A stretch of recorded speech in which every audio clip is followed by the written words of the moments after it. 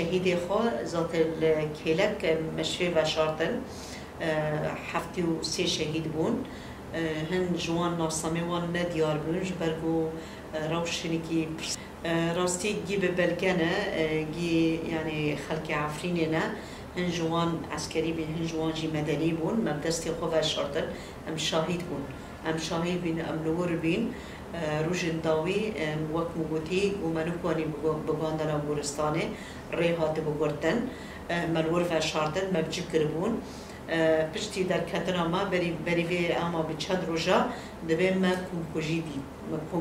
کنکوژی دید لو داره و دبی جه پیدا آن یپگه لور خلق مدنی کشتنه و کنکوژی چه کرنه اف دروا روی رشمیناوی و دیله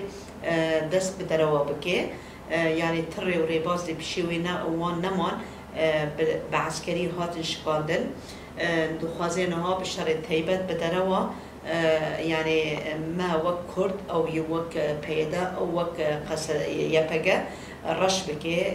يعني بكي لسا ارهابيته جبروي في درونا بكي يعني او گورستانا گولو داری مچیکی وقت مگوتی هفتی و سه شهید مدور دا وشاردن شاهد بین السر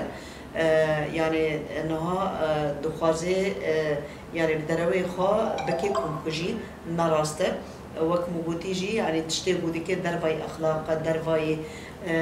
درفاي حد تشتكيه جنها هم وك گورستان درخستنا و جنازنا و هستوين و شهيدنا جبن عرضه و آويتنا وان يعني حتى نا راستي ام پرسكن او هستو كبابرن ام نزانن يعني جرك دولتا ترك